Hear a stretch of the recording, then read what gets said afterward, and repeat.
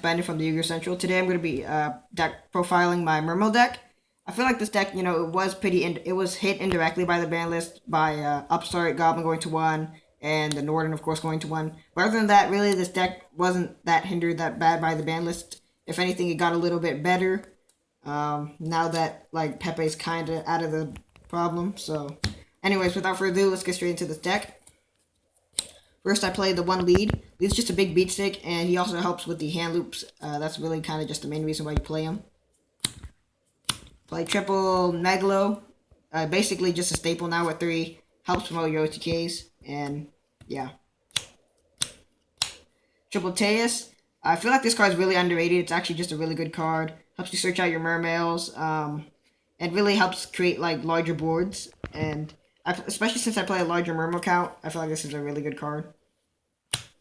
For the smaller Mermails, play 1 Pike, 1 Turge. These are just good level 4s. They help, again, like create larger boards and extend your plays, really. This, of course, lets you recycle your Neptibus and Diva. This searches like your Gund. And I feel like it's a bit more important to play like level 4s now in the deck, now that Norden has been hit, so that you can go into your rank 4 plays a bit easier. Then play double Gund. I like this card at 2. Some people are playing it at 1. But, I feel like, again, it helps since you play these cards make more rank 4 plays. And helps you, again, to create larger boards by bringing back, like, lead, which you pitched, which is usually the card you get back. Or, Megalos. And then lastly, for the Mermails, I play the 1 Lind. Because I play the 1 Sphere. Especially now that Pepe is gone, I feel like this is a bit of a better card now. Because, decks like Cosmos, they kind of have a hard time dealing with floaters. But yeah. So that's my Mermail engine. Pretty large Mermail engine, but it's worked out for me. Personally, I think the Mermail's larger Mermail count is a lot better. Then I play triple Neptibus, again, standard. Probably like the best card in the deck. Double Dragoons to search your deck. Search of the deck. Staple at 2. I still play triple Heavy Infantry. I still feel like this is a pretty good card. Despite, Pendulums kind of being out of the problem. But I still like it at 3. Still might have to do some testing, but yeah. And then lastly, double Marksman. Flopping set cards. And then this card's actually, kind of relevant. The poking effect to get, like, to special summon Atlantean is actually pretty relevant when you open, like, complete trash. But you open this and you can actually get the poke out. And so you can special summon Neptibus. It's actually not that bad. And then lastly, for the monsters, I play, of course, the 1 Deep Sea Diva and the 1 Wooling Glacia. Deep Sea Diva, obviously, just a great combo piece. The only problem is that this card's super fragile, loses to basically any hand trap out there, Maxi, Veiler, Ghost Ogre. But if you can actually get this card off, you basically win. And opening this card, especially when you're going first, is amazing because it allows so many hand loop capabilities.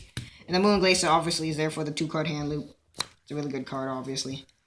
That's it for the monsters. You might notice I'm not playing any of the hand traps. I'm still not really a fan of the hand traps. I feel like they kind of just like brick in your hand, and then they don't really necessarily extend your own plays, so I'm doing fine without them. Spell lineup, play triple Instant Fusion. I know Norden was hit to 1, but I still feel like, especially in this deck, you really just want to see Instant Fusion as fast as possible, so that you can just get out Norden and get more searching with Dragoons. 3 kind of my own tech card. I play 3 Moray of Greed. I'm just a huge advocate of playing this card. It's an amazing card. It's basically a break-even card, and then allows you to clear you of 1 card, which is the Moray of Greed. Like, there's been so many times where I've just opened complete dookie, but I opened this card, and I basically activated it and drew, like, Neptibus, the nuts, basically. So, yeah. Really, I'm a big advocate of this card. I play double Forbidden Chalice, This is still pretty good, obviously, against First and Dweller. This deck has a hard time dealing with Majesty's Fiend. And then this card is actually pretty good, because it helps you bait out, like, the pilots or the ships for Cosmos. So, yeah. And then double Twin Twisters to clear the pesky back row. Solemn Strike can obviously be kind of a problem. Yeah. Plus the fact that you can use Gund with this card is pretty fancy. Then I still play the 1 Upstart because hashtag 39 cards out of 40. I still think that this card is actually still pretty good. Obviously, the 1,000 life points never has made a difference in OTK since you can easily get over 8,000 damage with this deck. And yeah, just there to improve consistency. Then one Soul Charge. I feel like this card's really good for like later game, or when like Neptibus gets like warnings or something. You can activate this and then so get your plays. And then when you go in first, it allows you to create larger first in boards. So I still really like Soul Charge. 1-for-1 to see Neptibus faster. One Savage. This card again is pretty good. It helps extend your plays and then not that bad late game. Same kind of reasoning as Soul Charge. One Abyss Scale for the OTK, obviously. And then the one Sphere, like I explained, because I play the one land. That's it for the main deck. 40 cards, obviously. Onto the extra deck. One Norden.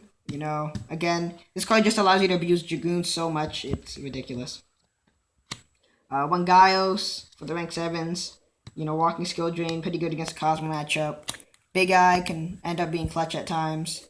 Jericho Sack, mainly there for the hand loop, but it does show up every now and then just to pop something, or kind of something just to sit on. For the rank 4s, play one Dweller. I know lots of people like playing 2 Dwellers, but I feel like, especially now that Norden's at 1, there really isn't a need to go into to play 2 Dwellers. Obviously, it's still one of the best card in the extra deck, but I just feel like it's not needed at 2. I felt like even with Norden at 2, I never really found myself making the second Dweller anyway, so.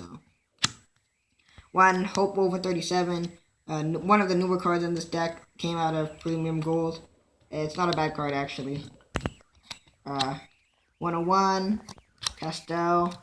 I actually like 101 better than Castel. Honestly, I've never made Castel, like, ever. But 101's pretty cool because it's a water type, so you can, of course, resolve Dragoons off of it. And the fact that it actually dumps 2 waters into the grave rather than, like, 1, like Dweller does, is actually pretty cool, relevant for the Moving Glacier stuff. And then lastly for the rank 4s, I play one Ball Helmet Shark and one Mermail Abyss Trite. Lots of people are dropping this combo, but I'm actually just a huge advocate of playing this still. I feel like it allows you just like to create larger first turn boards. This of course floats in that 2800 booty though, so it's pretty good. And I actually just really like this card. Yeah, I still recommend you try playing this card. Then for the white cards, we play the one Leo. Really kind of just there for the Cosmo matchup. They kind of have a hard time getting over the 3100 untargetable beat stick. Trishula for hand loop mainly. Herald. And last but not least, Tatsunoko. So yeah, that's it for my Mermail deck. I still feel like this deck is still pretty solid. And so yeah, thanks for watching.